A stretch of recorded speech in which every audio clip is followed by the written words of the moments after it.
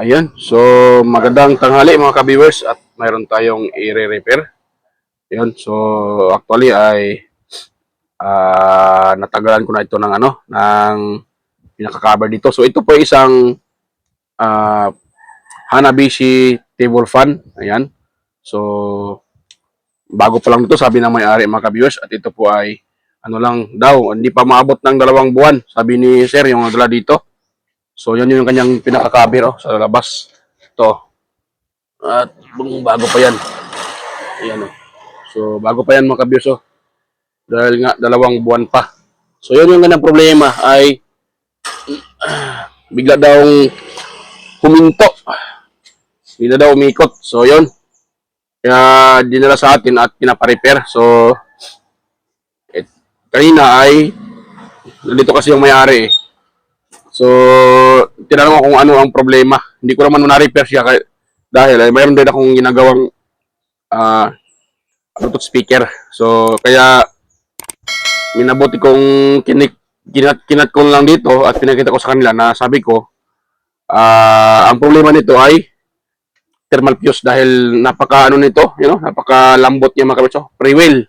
At meron naman siyang distance, meron siyang distance. So, hindi naman siya yung parang sakal ba yung tawag, hindi naman dahil meron naman siyang meron naman siyang distance at pataas pababa, wala din naman siyang kalog. So ibig sabihin buo ang nito, pinaka bushing shafting, pero hindi pa din tayo pakampante. Kaya kailangan ko itong i-open ngayon. Ayan. So ito yung ating i-repair ngayon mga ka-viewers. Itong na to, Hanabishi table fan. Pero bago pa tayo dyan magsimula sa pag halongkat nito o sa pag troubleshoot, yan. So, bago ang lahat mga ka-viewers, sa mga bago pa lang sa aking channel, huwag niyo pong kalimutang mag-subscribe at pinutin yung notification bell. At ilagay niyo rin sa all mga ka-viewers para kayo po ay ma-notify kaagad sa ating mga bagong upload or sa mga upcoming videos ko. At huwag niyo rin kalimutang i-like at i-share sa iba para makatulong tayo. So, dito mga ka-viewers, start tayo dito sa pag-repair. Yan. Yon. So, yun nga, ito ay tinitest ko na pati itong kapasitor niya. So, yung kapasitor niya ay buo pa mga ka-viewers. Dahil sa 1.5, 1.4 pa yung nakuha ko dyan. Yan. So, yun ang ngayon mga ka-viewers. Yun po ang problema sa mga bagong labas na electric fan.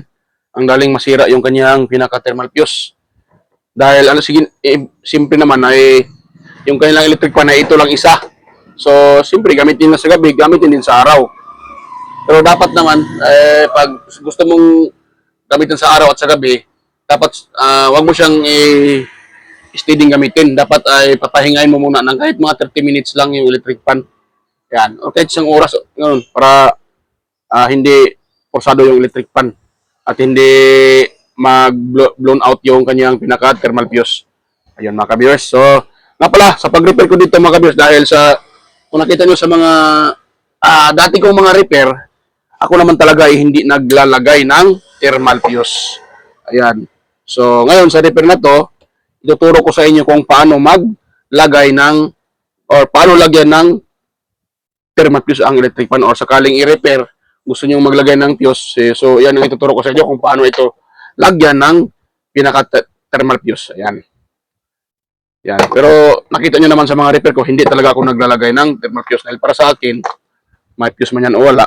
So, hindi naman natin masabi na masusunog. Dahil marami naman akong repair na hindi man nasunog. Yan. Kahit nga may fuse ay masusunog din yan. Pero kung sakaling kayo ay nag-aalanganin at gusto nyo makasiguro, so, pwede din kayong gumamit ng, ayan, katulad ito. Ito po ay isang thermal fuse. Yan o. Yan. So, ito mga kabisa, hindi ito bago. Nakuha ko lang ito sa electric fan na binutingting ng may-ari at lasog-lasog yung motor. Yan. Lasog-lasog yung motor na tamaan ng screwdriver.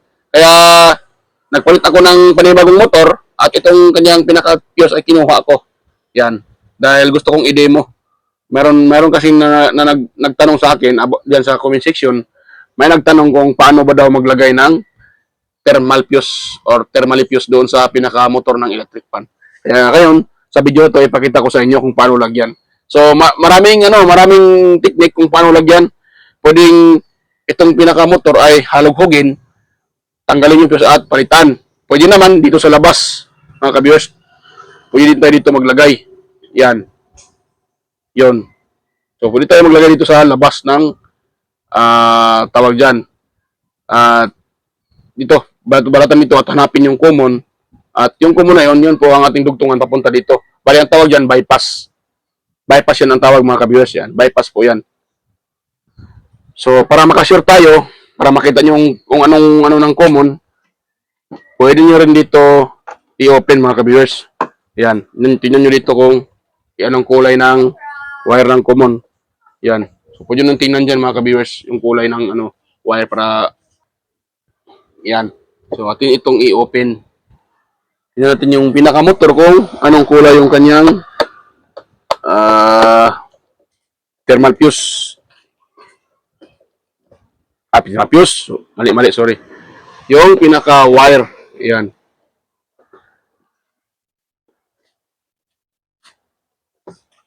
Yun.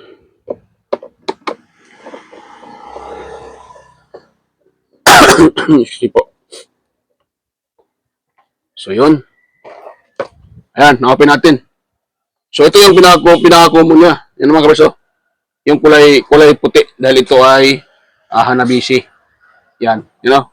Yan po yung kanyang pinaka-common wire. Yung puti na yan. Yan. So, yun po ang pinaka-common. So, dahil nalaman natin na ang common niya ay puti, so, pwede natin takpan. Yan. So, tandaan nyo lang na yung common ay puti. Dahil yan yung ating pagbabasihan para maglagay tayo ng kung saan tayo mag-tap ng pinaka-thermal fuse, mga ka-viewers.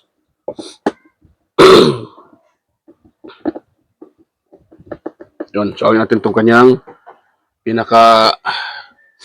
ang tawag dito, base.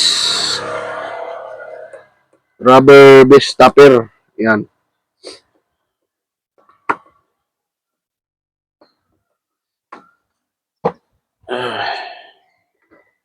Tayo.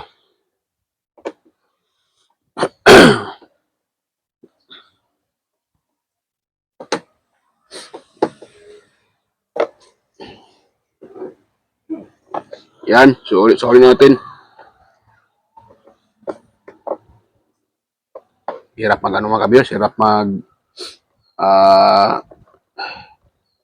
mag-explain.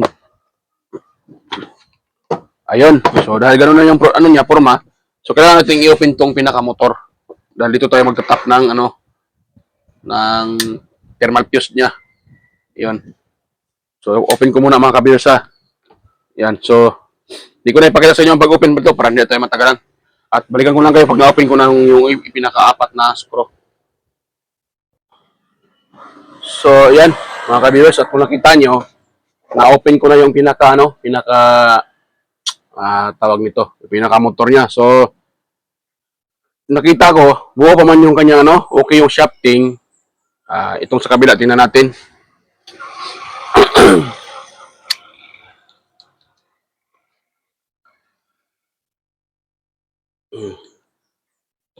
Yan, ganun lang natin, Yan, tapos, ito siyang i-open.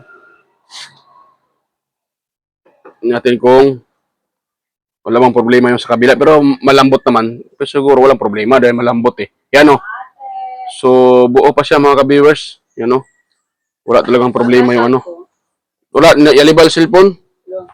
So, na eskwela si Aileen. So, yan. Ito i-cut ko muna mga ka-viewers. Yan. Yun. Dahil wala namang gamit to Sagaba lang ito. Pag ito ay lumutong, at tumalsik sa pinaka-motor, so kawawa yung motor. Matamaan. Kaya pag ako nag-repair, tinatanggal ko to Kahit bago pa, tinatanggal ko to mga ka-viewers. Dahil kadalasan sa mga nare-repair ko, isa itong dahilan bakit yung motor ay naputol yung windings. Dahil pag ito ay lumutong, dahil sa nag-overheat at lumutong, tapos ginamit pa rin, so Pag ito ay tumalsik, wala na.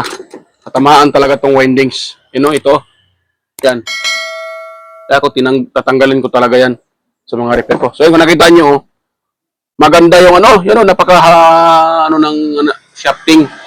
So walang problema yung shafting mga ka-viewers. May nakita lang ako dyan mga ka-viewers, yung kanyang wala nang foam. So, ang foam kasi nito ay parang siya, parang grasa na, hindi ko ma-explain kung anong, parang rubber na, bang tawag dyan? Yung, alam niyo ba yung chamois? Na nadudurog lang? Parang ganun ba? Parang foam siya nga, yung ordinary foam na madudurog lang. Hindi katulad ng mga dating mga electric fan, yung foam nila ay, kung ano talaga siya, maganda. Hindi siya basta-basta na nadudurog. So ito, nadudurog. So, yun ang gagawin natin dito. Ito, marama ako naka-ready dito na ito. Ito, isa itong filter ng sigarilyo. So, ilagay natin dito. Itong pinaka-filter ng sigarilyo, mga viewers. At isaliksik lang natin dyan. Dahil wala na talaga siyang pumo. Yan. Kahit din natin yan tatanggalin, pwede lang, isaliksik lang natin yung foam para dagdag na rin dyan at hindi siya basta-basta maubusan ng langis dahil pag walang foam yan ay sigurado maubusan talaga ng langis mga kabiyos dahil yung langis pag nilagyan natin ng langis ay walang maistakan kaya lalabas lang ulit yung langis so, sayang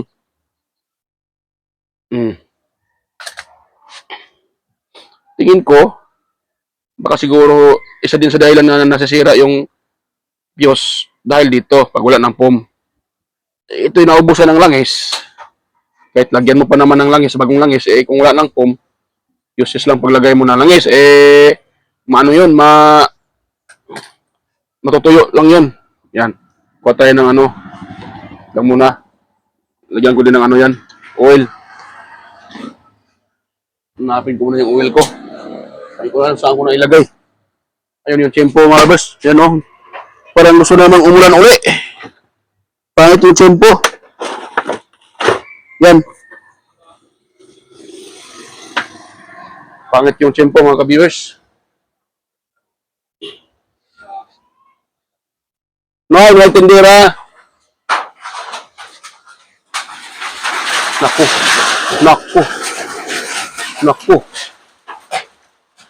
Ang lakas ng hangin mga ka-viewers. Naku. Lakas ng hangin. Naku po. Lakas ng hangin sa labas.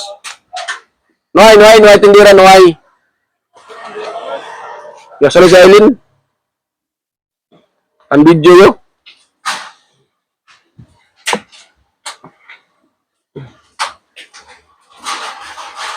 Grabe ang lakas ng ulan. Ulan ng hangin. Mga ka-viewers. So mali yung nalagyan ko ng oil. Naglagay tayo dito ng oil mga ka-viewers. Mali yung nalagyan ko. Diyan ako nakakapaglagay. Hindi ko pa nalagyan ng foam yan. So dito muna tayo maglagay ng oil. Yun. Pwede na siguro na parang sobra ata yung nilagay ko Kuko na. Wait lang. Bawasan natin dahil pangit ang pagsobra.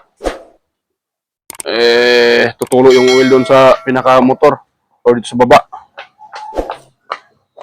Ngayon, dito naman tayo maglagay ng foam or yung pinaka-filter ng sigarilyo. Yan.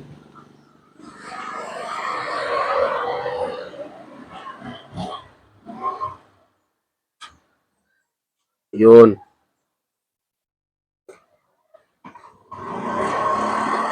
Yan. Ganun natin, ito lang isaliksik. Yan.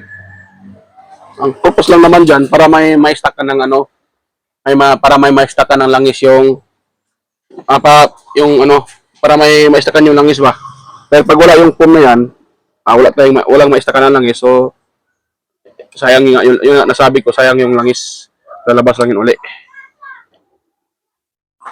Grabe yung hangin mga ka-viewers. Ang lakas.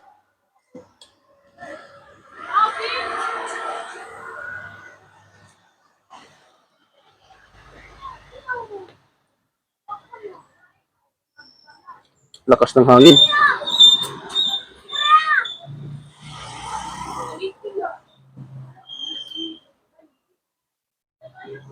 Yun.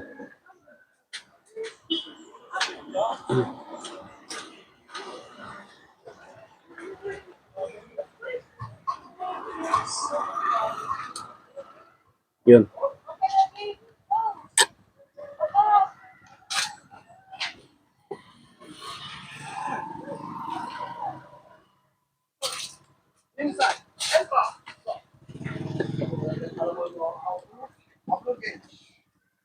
Yun.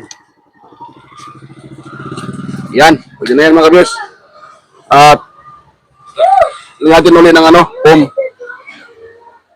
Foam. Mali pa yung sinasabi ko. Lagyan natin ulit ng oil, mga viewers. Yun. Ingin ng mga bata.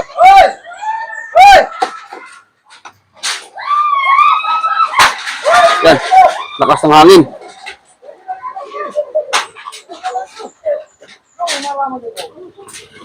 Ang lakas ng hangin. Yun. So, ngayon, dahil nagyatin ng ano, nakatapos na tayo naglagay ng oil at saka foam. So, dito naman tayo sa paglagay ng, ang tawag dyan, thermal fuse, mga viewers. Dahil na-check naman natin na buo yung pinaka, nito, shafting, bushing, at saka yung kapasitor. Check natin na ulit, pero na-check ko na yan kanina, buo yung kapasitor, mga viewers. Yan, so dito tayo. Yan, so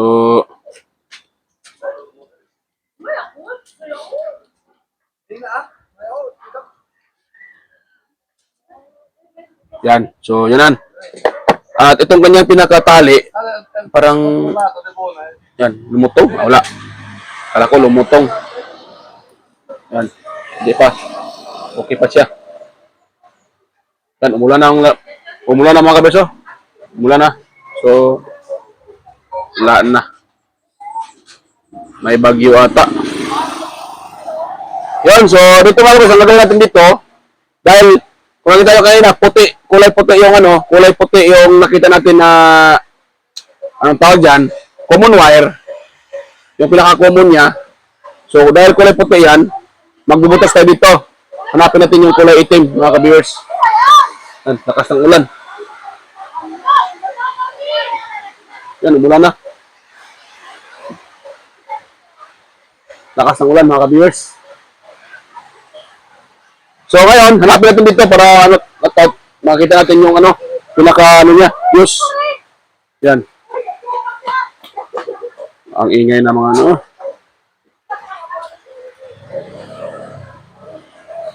So, dito, hanapin natin yung kulay puti. Mga ka-viewers. Dahil nga, i-bypass natin. Itong na technique, ginagawa ito para hindi na ito i-open yung sa pinaka-motor. Yan. Kaya ito ginagawa ng ganito. Pero kung technician ka na, pwede mo namang i-open yung motor para itong pinaka-dugtungan para makita mo talaga yung fuse at tanggalin mo. Pero pag hindi ka pa technician, so huwag mo nang gagawin yan para baka mapigtas mo yung mga maliit na wire dyan, wala na. Mahirapan na pag yan po yung napigtas, mga ka-viewers. Tinatong puputulin mga kabeso, itong kulay puti. Wala. Yan. Ayun, putol na. So, dahil putol na, ito yung ating hatakin. Yan. Tapos, magdugtong tayo ng wire. Mali pala yung pagpagano ko mga ka-viewers. Mali yung pag-sit up ko ng, mali ba to? Yan, tama. Daw. Yan, lakas ng ulan sa labas. Tama. So, tama siya. Ngayon, ito. Itong kulay puti. Yan, meron akong wire dito mga kabeso. Kulay puti din. So, kahit anong kulay, pwede naman kahit anong kulay. Yan. So, walang problema kahit anong kulay. Ang problema, ito ang importante, manugtungan nyo ng wire. Yan. So, dito. Ito natin lang balatan. Yan. Yan. Nakakabasa. Yun. Yan. Tapos, itong wire na to, dugtungan natin. Lakas ng ulan, mga kabiyers. Buti ay, naka-mic ako. So, siguro, di madinig nyo yung boses. Yan. Yan. Tapos, at itong mabalutan ng electrical tape. Yan.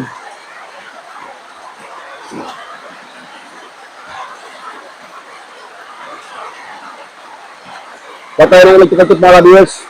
At ating mabalutan.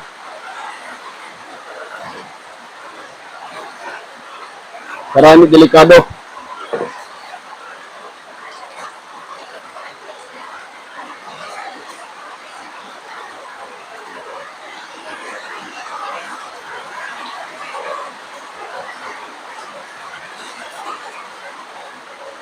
Yan. Ay, lakas ng ulan sa labas, mga ka-viewers.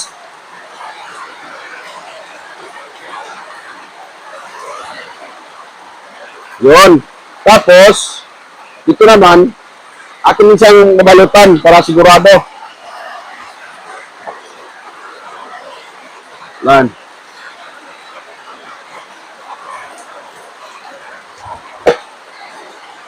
Yan.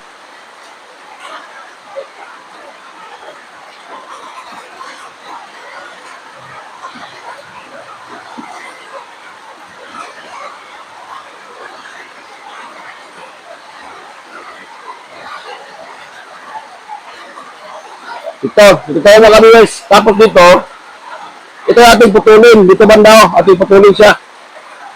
Dahil na, maglagay tayo dito ng ito. Pinaka-fuse na to.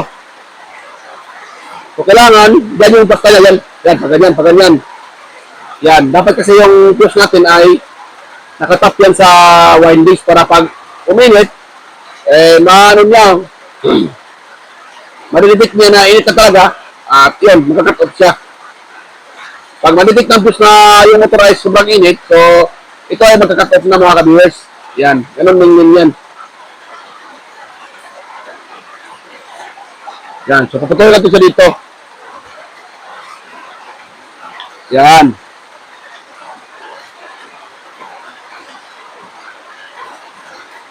Yan. Tapos ito siyang balatan. Yan, so ito natin yung aking pinaka-fuse. Lagyan din sa insulator para hindi mag-ground. Yan, so, ito mga guys, ilagay ko na dito Yan, pakita ko lang mamaya pag tapos ko na mailagay. Dito ko lang naman ilagay yan. Yan, pagano'n siya pagano'n. Yan, pakita ko sa inyo pag tapos ko na mailagay ito. Yan. Yan, ito lang ulit mga ka-viewers. So, yan mga ka-viewers. Tapos ko na mailagay yung pinaka-fuse niya. Itong pinaka-fuse na to. So, ang ginawa ko, galing dito, di ba, galing dyan. Tinalian ko ulit dito. Tapos ito na yung pinakadulo niya. Itong pinakadulo niya, dito tayo mag-tap sa dalawang top. Hanapin natin. Ayan, ngayon, paano ba hanapin dyan? Kung saan yung, pwede yung i-actual, dapat yung ikot niya ay pa-forward. Pag pa-reverse kasi, bawal, hindi yun siya ang connection. So, lipat niya naman sa kabila. Ngayon, wait lang ha. Natin to. Atin itong mga kabiyos, ilagay yung cover niya para makapano natin siya. Ma-install. Tingnan natin kung saan natin itatap yan.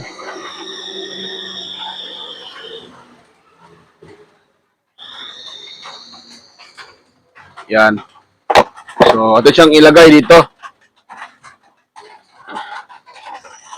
So, ito natin ipalabas. Dahil ito naman, palabas din yung dalawang wire na to sa kapasitor.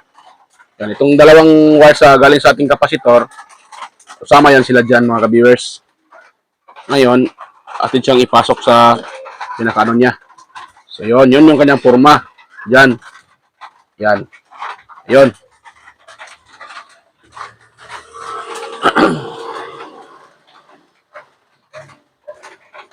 So, mali ata itong ano ko eh. Wait lang muna. Gano'n na natin. Yan. Dahil, yan. Pag gano'n lang natin mga ka-viewers. Dahil alanganin eh. So, gano'n na lang natin. Hindi lang din naman yan. Pero gano'n yung kanina eh. Ayan, pag gano'n yung kanina. Yung kanyang ano. Kaso alanganin siya. Wait lang ha. Ano ko uli.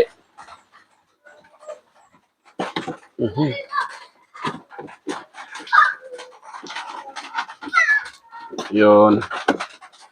Tapos, ito.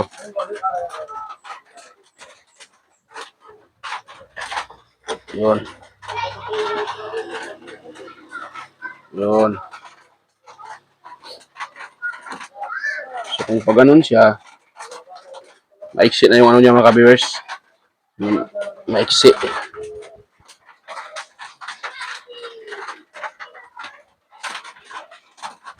Natalian ko kasi pati ito eh. Naisama. Naisama dito. Ganun lang natin. Yan, wala nang problema yung okay lang naman kahit saan pa dyan eh, ano, basta wag lang itong dito, mapunta dito. Pag mapunta yan dito, nako, wag ibang ano yung mga kabiyos, ang hangin, sa likod yung hangin. So, tanong mo naki. Tayo kila Katri.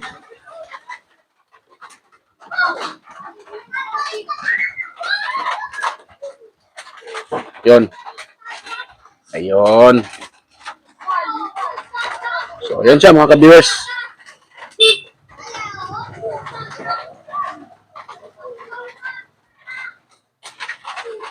Yun. So, itong wire na to,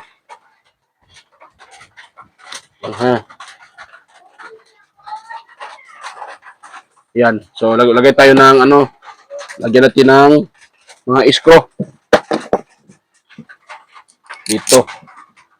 Tapos, dito. Yan.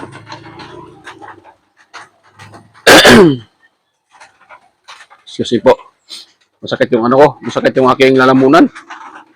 At ako'y may ubo at sipon. Kaya, yan, pasensya po sa mga ano pa sa mga baka may kumakain na itong oras. Yun. Yan. Ganun lang yung pag ano mga ka-viewers. Paglagay ng, kung sakaling gusto nyo maglagay ng fuse. So, yan. Ganito lang. Baka gusto nyo ano yung gawa ko. Gusto nyo gayahin. So, pwede naman siya mga ka-viewers. Yan. Para hindi nyo na kailangang i-open yung pinakadugtungan. Dahil pag hindi kayo technician at sinubukan yung i-open yung dugtungan, baka mapigtas nyo yung mga maliliit na winding na yan. Ano pa naman yan? Sensitive yan, madaling maputol. Baka mahila, maputol, wala na. Imbes na ma-repair, mas lalo masira. Kaya kung kayo po ay nag-DIY lang or bago pa lang nag-repair, so kailangan nyo munang mas maganda ganito para hindi nyo mapigtas yung motor mga ka-viewers.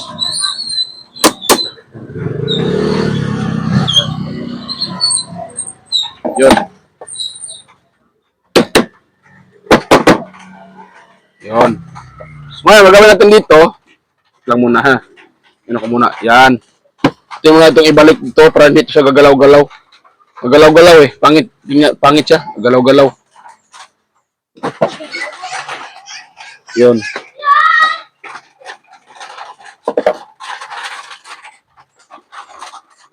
Yun.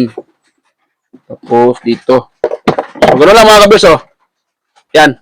So, itong ano to, wait lang, putulan muna natin dahil medyo mahaba eh. Siya putulan. Yan. Tapos hahanapin natin dyan kung saan dyan. Yun.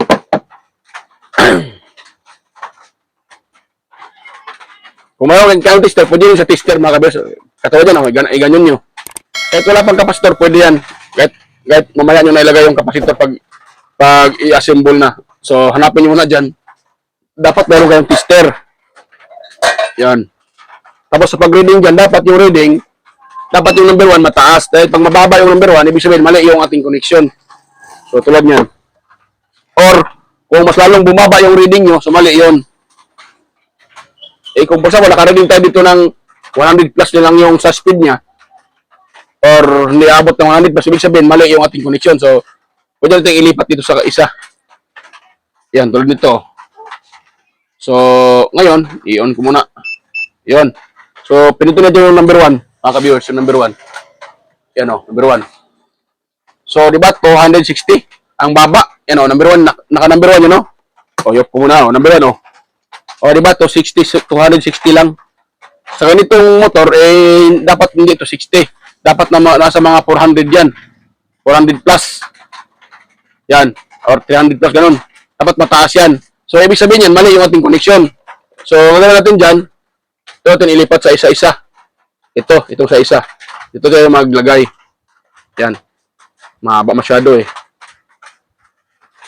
Ay, lalo natin mamaya. Talian natin dyan. Yan o. Tignan na ng talian mamaya. Pagkatapos na. So, ngayon, titest na yung uli. So, dapat normal lang yung reading yan. O, yan o. O, kita nyo. Nung nailipat ko sa kabila, so, yung number 1, dahil naka-engage yung number 1, naka-reading tayo ng 500. Dapat ganun yung reading. Yan, dahil pag yan po ay mababa, so mali yun. Ang mangyayari doon, ano yung ikot niya? Reverse. Reverse yun. Yan. Kaya mali. So, dapat yan ito. Dapat mataas yung number 1 hanggang number 2, pababa. Number 3 hanggang pababa siya. So, gano'n lang mga kabiyos. So, ngayon, ito, tama na to. So, tama na to siya mga kabiyos. Pag ganito na, yung number 1, 500 plus. So, number 2, bababa yan. Ayun na, 472. Yung ating number 2. Kita nyo? Number 3 natin, malamang 300 plus yan. Okay, 465 lang gali. Yan o. 300 o. Yan o. 300. Sira yung switch eh. You know, kailangan mo pang ipos. So, 384. Number 2, 472. Number 1, 543. Ayun, goods. So, ganun lang. Ngayon, pakita ko sa inyo, nabuo pa yung kapasitor. Ngayon sa capacitance. So, naka-reach tayo sa capacitance meter. Yan o. So, 1.4 pang reading yun mga ka-viewers. Pinakita ko na sa inyo, baka sabihin nyo na ako ay nag-sinungaling. Yan o. 1,400 pa yan. 1.4 microfarad. Yan nyo ha. O, yan ha. Kita nyo ba? 1.4. 1,465 microfarad. Yan. O, diba? So, goods pa yung kapasitor dahil pasok pa yan papasok pa yan sa ano niya. Dahil meron siyang nakalagay na plus and minus 5%. So, sa 5%, pasok pa yun 1.4. So, ayan, i-assemble ko na ito mga kabisa. Na hindi ko na ipakita para assemble para hindi nahaba video natin. So, i-ano ko lang to, ilagay ko yung cover at itetesting natin mamaya pag ma-assemble ko na. So, ayan, stitch lang uli. So, yun. Okay na po yung aking ni-repair na mga kabisa, electric fan. Kung nakita nyo, na-assemble ko na. Ayan. So, assemble na siya. At yun o, Hanabishi yung brand. Basic Air. Ayan. Yung kanyang Hanabishi. So, yun na siya o. At ito ay naka-plug na doon sa aking sa aking extension. So, yan. Test natin yung pinaka-number 1 niya mga ka-viewers. Doon natin itapat. Yan. So, number 1. Ito number 1. Ikot siya kaagad mga ka-viewers o. Yun. Yan o, mikot siya kaagad. Yun. Tapos, yung number 2 natin. Yung number 2. Yan, number 2. At, number 3. Yan, malakas siya. Malakas mga ka-viewers. Alam nga naka-number 3. Siyempre, malakas yan. So, yan. Goods na. At, gumana na yung aking ni-repair. So, ganoon lang mga ka-viewers ha. Sa mga gustong mag-repair at maglagay ng fuse or pinaka-thermal fuse, so pwede nyo gayahin yung aking ginawa para hindi nyo mapigtas yung wire, yung pinakabugtungan doon sa kanyang motor dahil siyempre pag pa tayo, baguhan pa lang or nagsisimula parang sa pag-repair or nag-DIY tayo sa bahay, siyempre hindi natin alam paano i-handle. So, para maiwasan nating mapigtas yung mga wire or yung pinaka-windings niya. So, mas maganda, ganyan yung gagawin yung mga kabers sa ginagawa ko. Ayun, so bypass nyo lang, kasama may ano siya, kasama yung kanyang pinaka-thermal fuse. So, pwedeng ganoon dahil pag i-open nyo pa at tanggalin yung fuse at palitan ng panibagong fuse, so, may tendency na mapigtas yung kanyang mga windings. Yan. So, itong pinapakita ko, ay ano lang po ito mga kabisa, dahil mayroon kasi nagtanong kung paano maglagay ng thermal fuse. So, tayo naman ay technician, siyempre, alam naman natin yung paano maglagay ng thermal fuse. Pero, kadalasan talaga sa upload ko ay hindi ako naglalagay ng thermal fuse. So, bali sa mga technician or sa mga naggumagawa, siyempre, iba-iba yung ating pananaw at iba-iba yung ating technique. Yan. Kung hindi man nilagyan yung gumagawa ay hindi naglagay ng thermal fuse, hindi po ibig sabihin na yun po ay para manglamang. So hindi po yan mga kabisa, hindi po yung ganun. Mayroon kaming mga technician, mayroon kaming reason kung bakit hindi kami naglagay ng thermal fuse. Ayan. Kung sakaling gusto nyo lang naman lagyan ng thermal fuse, walang problema yon dahil yung thermal fuse naman ay ano yan siya. Ina-assemble yan sa manufacturer para doon sa electric fan. Pero sa ngayon kasi, yung nga sinasabi ko sa mga upload ko na hindi na gano'n ka ganda yung ng performance ng thermal fuse. Kahit katulad nito, 2 buwan pa lang, hindi naman sira yung bushing, hindi naman sira yung shafting, yung kapasitor buo pa naman. So bakit siya nasisira? O di ba? Bakit siya nagka-cut off? Kusang nag-cut off yung fuse. Kung sabihin natin na siyempre ginagamit ng may-ari ng estate, so malamang siyempre gagamit ito dahil electric pa yan eh. So kung yun ang dahilan na dahil ginagamit siya ng estate at nagka-cut off siya, so useless yung fuse. Dahil 2 buwan lang na nasira na. Dapat naman talaga yung masisira yung thermal fuse pag na-reach niya yung 120 or 115 centigrades. So imposible naman siguro aabot doon. Kung hindi lang nag-start. Aabot lang naman doon yung mga kabis, yung temperature kung ito ay sira yung kanyang pinaka kapasitor or bushing, shafting, gas-gas yan. So aabot din talaga dahil mag-stack up yan. So, init yung motor. So, masisira talaga yung pinaka-thermal fuse. Pero, pag tulad dito na bago pa nga to mag 2 buwan pa lang daw. So, nung na-check up natin, buo pa yung kapasitor, buo yung shafting, bushing, walang gas-gas, napaka-linis. So, yun talaga.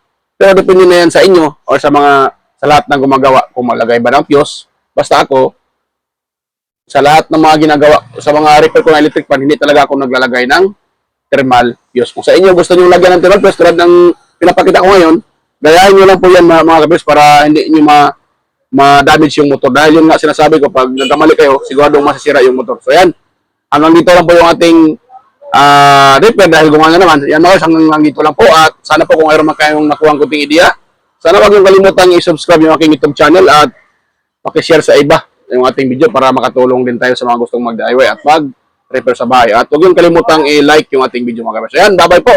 At tayo magkikita-kita ulit sa aking next na mga upload. So ayan, bye-bye po mga kabers at God bless us all po. So ayan, bye-bye.